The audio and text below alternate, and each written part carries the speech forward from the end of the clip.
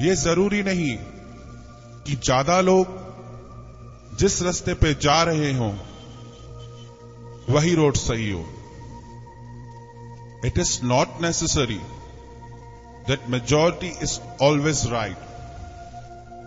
So to check whether majority is right, we need to check experience of that majority. उनके जीवन का अनुभव क्या कहता है और क्या उनको उस रास्ते पे वो प्राप्त हुआ जो मुझे चाहिए, वो इंपॉर्टेंट बात है. और अगर नहीं तो I am going to look for another road. If I am only person on that road, ऐसा भी हो सकता है कई बार हम नया रास्ता चुनते हैं और हो सकता है उस रास्ते पे हम अकेले ही चल रहे हैं और उस समय बहुत सारे लोग हमें कहेंगे, you are not on the right road. Have faith. Have faith in yourself, and only way to check is how I am feeling on that road. मुझे कैसा लग रहा है. आज एक कॉमन बिलीव सिस्टम है कि गुस्सा करना ही पड़ता है, तो सब लोग उसी रास्ते पे हैं. सब लोग उसी रास्ते पे हैं कि काम करना है, काम कराना है, तो गुस्सा तो करना ही पड़ेगा, बच्चों को डांटना ही पड़ेगा.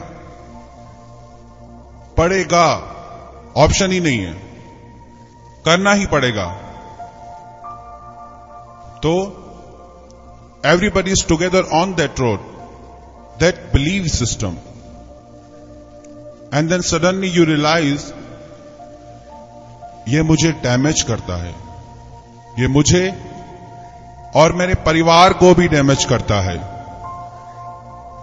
तो आज से मैं गुस्से के बजाय प्यार से काम करने वाला हूं.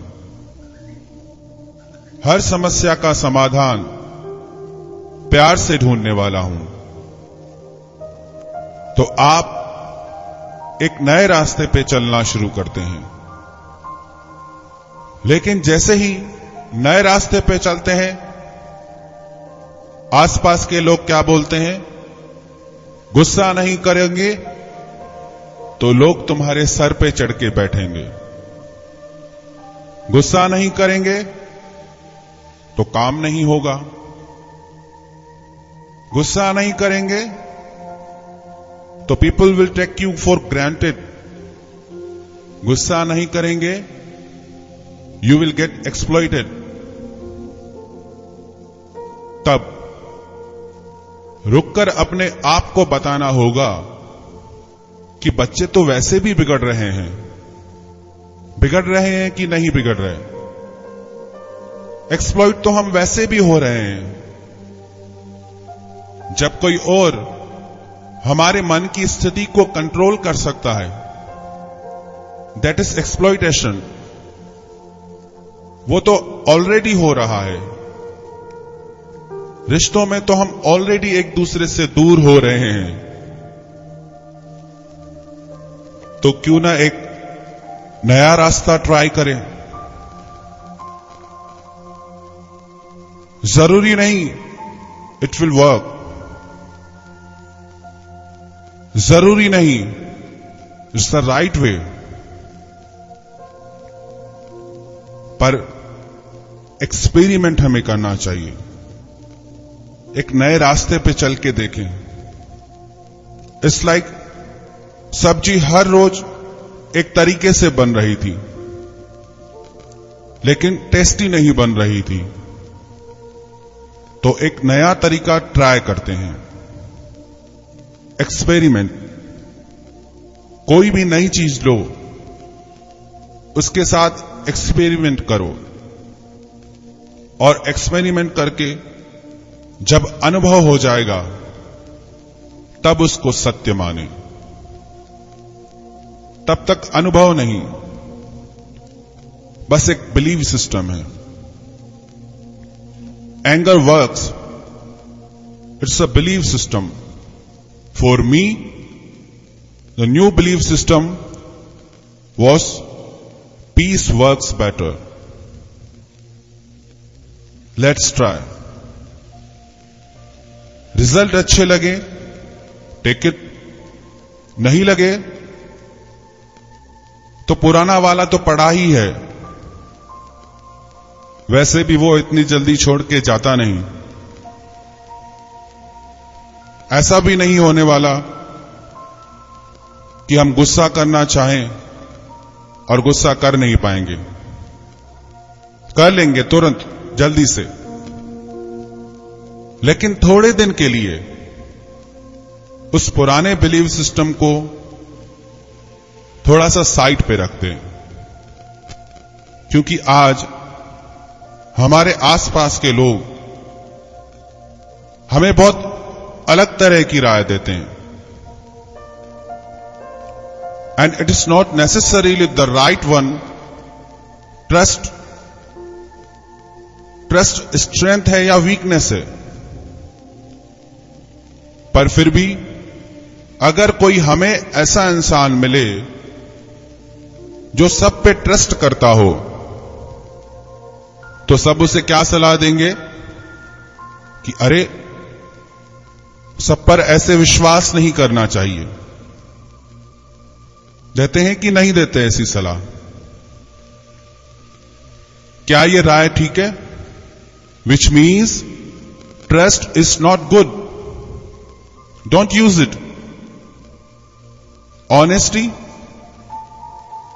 वैल्यू है या वीकनेस है? वैल्यू है, लेकिन फिर भी हमें लोग राय देंगे कि ऑनेस्टी से काम नहीं होता, और 2 लोग शुरू करते हैं, 4 लोग शुरू करते हैं ये बात, और बहुत जल्दी बहुत बड़ी पॉपुलेशन उस बिलीफ सिस्टम को ले लेती है, और जो मेजॉरिटी ले लेती है हमें लगता है वही सही है। लेकिन प्रेजेंट टाइम में यह सच नहीं है। So it's time to stop and check कि हमारे जो बिलीव सिस्टम है वो कहां तक सही है, और अगर सही है तो मुझे कुछ अच्छी प्राप्ति दें, और अगर उस प्राप्ति के बजाय मुझे दर्द मिल रहा है, then it's time to stop and check. अभी 4-5 साल पहले दिल्ली में एक बच्चे ने एक स्कूल स्टूडेंट को शूट किया, और उस स्टूडेंट की ऑन द स्पॉट मृत्यु हो गई। तो वहां के जो साइकाइट्रिस्ट थे उन्होंने रिसर्च किया छोटे बच्चों पे, तो पता चला कि बहुत सारे बच्चों के मन करते थे शूट करने की। School students wants to kill someone, घृणा, जेलेसी की वजह से। बहुत बच्चों ने कहा कि कभी कभी मन करता है कि हम मार दें इसको, लेकिन ये जो हमारा मन करता है, ये जो जिसने किया उसका जीवन ऑब्वियसली खराब हो गया, जिसके साथ किया उसका भी, और जिसने किया उसका भी खराब हो गया। लेकिन जिसका मन करता होगा ऐसा करने क्या उस पर भी कोई प्रभाव पड़ता है? Suppose you create this thought, not necessarily kill, but anything very highly negative. I want to do this to this person. इसके साथ कुछ बुरा हो जाए, इसका बिजनेस खत्म हो जाए, इसके घर में दुख आ जाए, तब इसको पता चलेगा इसने मेरे साथ क्या किया। इसकी तबीयत खराब हो जाए, तब इसको पता चलेगा इसने मेरे साथ क्या किया। जब हम इस तरह के थॉट्स क्रिएट करेंगे, दूसरे को तो कुछ नहीं होने वाला, लेकिन जो थॉट क्रिएट कर रहा है, क्या उस पर प्रभाव पड़ेगा? जो ये थॉट क्रिएट कर रहा है कि उसका बुरा हो जाए, कि उसके घर में नुकसान हो जाए, उसकी तबीयत खराब हो जाए, उसके घर में जो होगा वो तो उसके कर्मों के हिसाब से होगा, लेकिन जो थॉट क्रिएट करेगा उसके घर में जरूर हो जाएगा। वो जो थॉट क्रिएट करेगा, वो क्रिएट करने से उसके अंदर हेट्रेड बढ़ेगी। जब हम किसी एक रिश्ते के लिए, किसी एक व्यक्ति के लिए हेट्रेड भर लेते हैं, फाइनली यही मन तो हर एक रिश्ते में जाएगा ना। आपने किसी के प्रति हेट्रेड क्रिएट कर ली,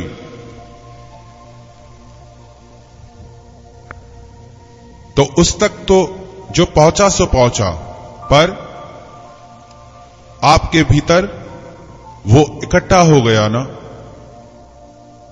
और एक बार आपके भीतर ये इकट्ठा हो गया तो यही दूसरे रिश्तों में भी जाएगा।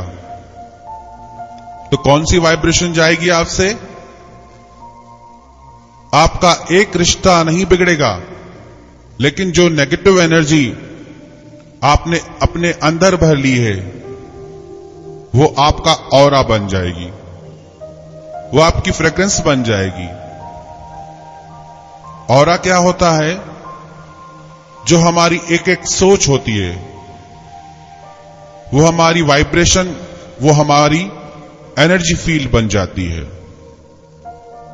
और जहां भी हम जाएंगे, जिससे भी हम मिलेंगे, हमसे बात करने से पहले वो किससे मिलता है?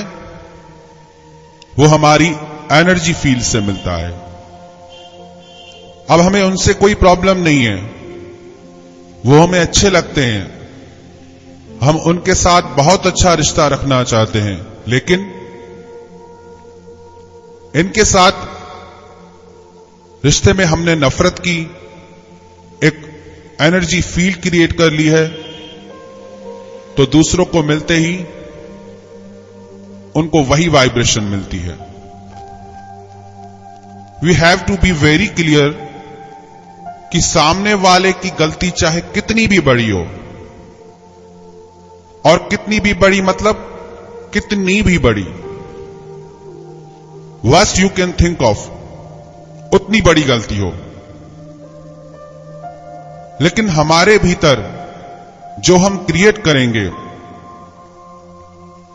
वही हमारा भविष्य बनेगा। वो उसका भविष्य नहीं बन पाएगा, वो हमारा भविष्य बनेगा, क्योंकि वो आपकी प्रॉपर्टी बन जाएगा। आपकी हर एक सोच, आपकी हर फीलिंग आपके संस्कार को और कड़क करती जाएगी, और स्ट्रांग करती जाएगी, और आपकी एनर्जी आपको कमजोर करती जाएगी। आपके हर रिश्ते पर उसका प्रभाव पड़ने लगेगा। कई बार कुछ माताओं को देखते हैं जिनकी अपने हस्बैंड से या मदर इन लॉ से नहीं बनती है, कुछ कॉन्फ्लिक्ट है, सह लेते हैं चुप करके, लेकिन अंदर भर लेते हैं। और जो अंदर दर्द भरते हैं वो किस पे जाकर निकालती हैं? वो अपने बच्चों पे निकालती हैं। और फिर उन्हें मारने के बाद सबसे ज्यादा दुख किसे होगा? पहले भी हर्ट हुआ, फिर एंगर के फॉर्म में बाहर निकला, फिर हर्ट हुआ। जितनी बार ये होता गया, आत्मा की पावर कम होती गई। अब फिर वो मदर इन लॉ के साथ इंटरेक्शन में जाएगी तो और ज्यादा हर्ट होगी, क्योंकि कमजोर हो चुकी है। अब और हर्ट होगी तो और जल्दी जल्दी मारेगी अपने बच्चों को, और हर्ट होगी, और उदास होगी, और कमजोर होगी। Now what did we need to do this? क्या करें इस नेगेटिविटी के साइकिल को? We need to break it, and when we need to break it, we have to give ourselves a reason. चाहे उनकी गलती बहुत बहुत बहुत बड़ी हो, उन्होंने इतना बड़ा धोखा किया कि हमारा जीवन ही बदल गया। उस धोखे के बाद, लेकिन इसके बाद जो मैं थॉट क्रिएट करूंगा वो मेरा बाकी जीवन डिसाइड कर लेगा। तो उसके लिए नहीं, उसे क्षमा करने के लिए नहीं, लेकिन अपने लिए। अपने लिए हमें उनके बारे में अच्छा सोचना पड़ेगा। उनके लिए, उनके बारे में अच्छा नहीं सोच सकते हम, वो डिफिकल्ट होता है। जब किसी ने बहुत गलत किया हो हमारे साथ, तो उनके लिए अच्छा नहीं सोच पाते हैं हम, लेकिन हम उनके लिए अच्छा नहीं सोचेंगे, हम अपने लिए उनके बारे में अच्छा सोचेंगे। अपने लिए, अपने परिवार के लिए, अपने बच्चों के लिए हम उनके बारे में अच्छा सोचेंगे। जो उन्होंने किया या वो जो अभी कर रहे हैं हमारे साथ, let it go, finished, over.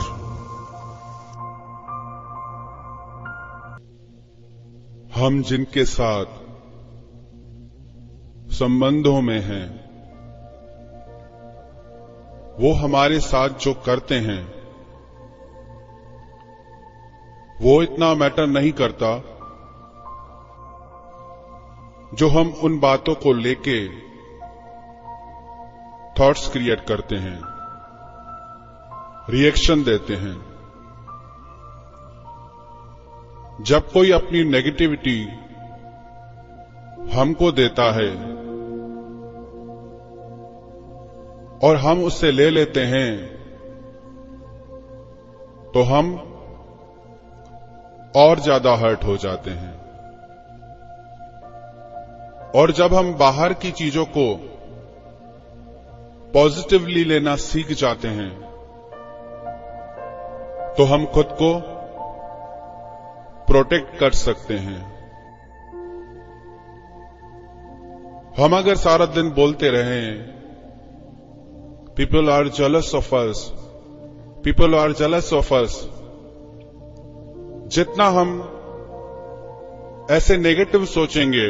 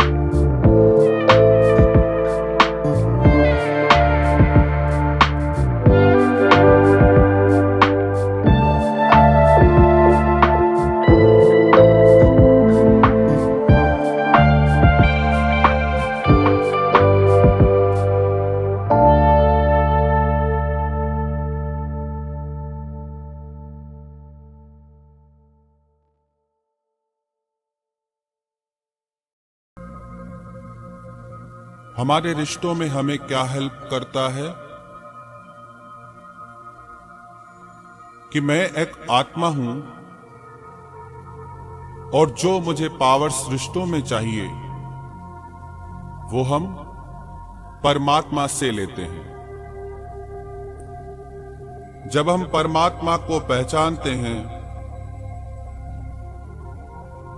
तो एक बहुत सुंदर चीज होना शुरू हो जाती है। उसका ज्ञान भी मिलता है, उसका प्यार भी मिलता है, उसकी शक्ति भी मिलती है और साथ में एक और चीज जो है, हम उसकी पर्सनैलिटी को देख सकते हैं,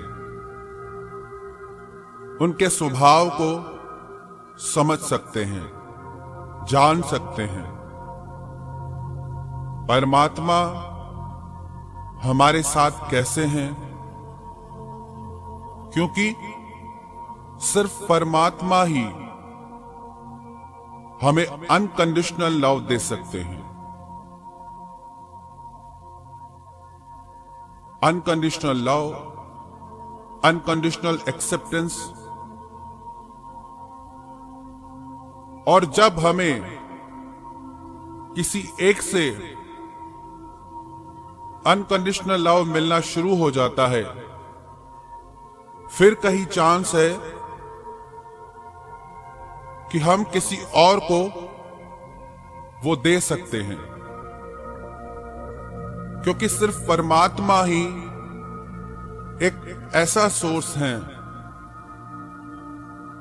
जहां से हमें अनकंडीशनल लव मिल सकता है। अभी तो अनकंडीशनल लव सिर्फ एक शब्द है, हमने देखा ही नहीं वो होता क्या है। You have to be able to see it working somewhere. Without seeing it, it's just a word which we are reading in books and newspapers. What does that word look like? हमने अनुभव ही नहीं किया। Unconditional love है कैसा? जो चीज अनुभव ही नहीं की उसको औरों को देना इट्स नॉट पॉसिबल। तो परमात्मा हमें अनकंडीशनल एक्सेप्टेंस और लव देते हैं। हम कितनी गलतियां करते हैं। मैं रोज गुनाह करता हूं, वो रोज बख्श देता है। मैं आदत से मजबूर और वो रहमत से मशहूर है। हम कितनी बार डिसाइड करते हैं कि अब गलती नहीं करेंगे, लेकिन फिर कितनी बार हार खाते हैं, लेकिन वो फिर भी हमें क्षमा कर देते हैं, माफ कर देते हैं। भगवान कहते हैं एक बार सिर्फ वाणी से ही, अपने मुख से ही जो ये कह दे कि मैं आपका हूं, तो मैं उसके सारे दोष भूल जाता हूं। भगवान ये कभी नहीं कहते कि पहले आप अच्छे बन जाओ फिर मेरे पास आना। भगवान कहते हैं बस मेरे पास आ जाओ, चाहे जैसे भी हो, क्योंकि उनके पास जाते ही हम पवित्र हो जाते हैं। This is acceptance, this is unconditional love. हम पाप भी करते हैं, गलतियां भी करते हैं, तो भी भगवान हमें वो सब देते हैं जो अपने भक्तों को देते हैं। वो सबका भला करते हैं। वो कभी ये नहीं कहते कि आप तो बुरे हो, आपका मेरे से कोई रिश्ता नहीं हो सकता। भगवान हमें हमारी बुराइयों के साथ स्वीकार करते हैं।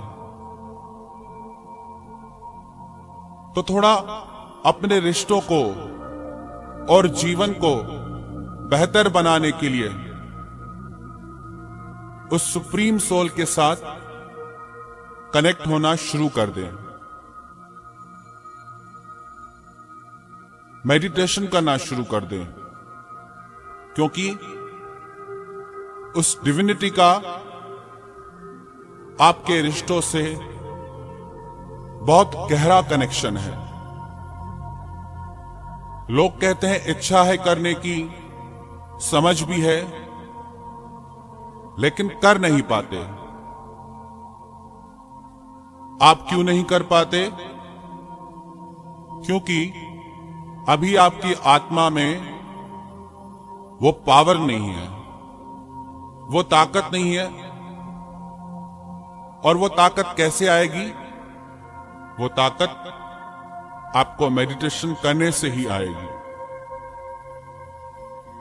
और उसके लिए अपने शेड्यूल से एक निश्चित समय निकालकर ये डिसाइड कर लें, this time is only for me. जब मैं उस सुप्रीम पावर से खुद को कनेक्ट कर सकूं और उनके उस अनकंडीशनल लव को फील कर सकूं, ताकि वो अनकंडीशनल लव मैं अपने रिश्तों में भी कर पाऊं और अपने जीवन को, रिश्तों को बेहतर बना सकूं।